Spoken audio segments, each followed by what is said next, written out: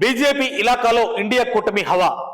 June 4న దేశవ్యాప్తంగా parliament ఎన్నికల counting ప్రక్రియ అత్యంత ఉత్కంఠంగా సాగింది. ఈ లోక్సభ ఎన్నికల్లో దేశవ్యాప్తంగా ఎన్డీఏ కూటమి సునాయాసంగా 300కు పైగా సీట్లు సాధిస్తుందని మెజారిటీ సర్వే సంస్థలు వెల్లడించాయి. ఇండియా కూటమికి 150 సీట్లు మాత్రమే వస్తాయని ఎగ్జిట్ పోల్స్ జోస్యం చెప్పాయి. అయితే ఆ అంచనాలను తలకిందులు చేస్తూ ఇండియా కూటమి ఆధిక్యంలో దూసుకెళ్లింది. ముందుగా ఉత్తరప్రదేశ్ లో ఇండియా కూటమి మెరుగైన ప్రదర్శన చేసింది.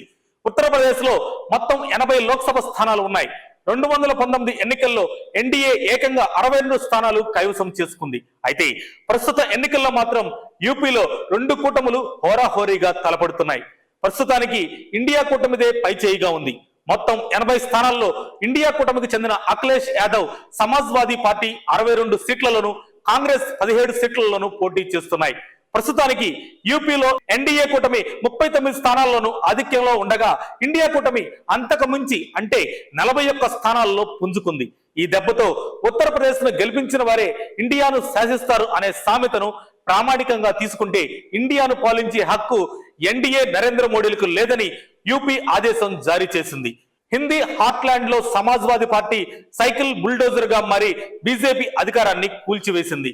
యూపీలో బీజేపీ 2014లో 71 సీట్లు, 2019లో 62 సీట్లు గెలుచుకుంది. ఈసారి 80కి 80 స్థానాలు కైవసం చేసుకుంటామని బీజేపీ నేతలు ప్రకటించారు. కానీ సీన్ రివర్స్ అయ్యింది. అయోధ్యలో రామ మందిరాన్ని సాకారం చేసేందుకు ఒక్క అడుగు వేస్తే యూపీ మొత్తం అభివృద్ధి చెందుతుందని బీజేపీ నేతలు ప్రగల్భాలు పలికారు. అయితే అయోధ్యతో కూడిన ఫైజాబాద్ నియోజకవర్గంలో కూడా బీజేపీ ఓటమిని చవిచూడాల్సి వచ్చింది. మోడీ హామీలపై యోగి ఆదిత్యనాథ్ బుల్డోజర్ పాలనపై తమకు విశ్వాసం లేదని యూపీ ప్రజలు 2024లో జరిగిన లోక్సభ ఎన్నికల్లో వచ్చిన ఫలితాలను బట్టి చూస్తే బీజేపీ కోట పునాదులను కదిలించిందని చెప్పొచ్చు. ఇండియా కూటమి దెబ్బకు మోడీ ప్రభుత్వంలో అధికార ప్రతిరూపంగా ఉన్న కేంద్ర మంత్రులు స్మృతి ఇరానీ, అజయ్ కుమార్ మిశ్రా, సంజీవ్ బల్యానాలు కూడా ఓటమిని రుచి చూశారు. మరిన్ని అప్డేట్స్ కోసం మా కాయ్ టీవీని సబ్స్క్రైబ్ చేసుకోండి. మా వీడియో కనుక మీకు నచ్చినట్లయితే లైక్ చేయండి, షేర్ చేయండి. మీ విలువైన అభిప్రాయాలను కామెంట్ బాక్స్లో తెలియజేయండి.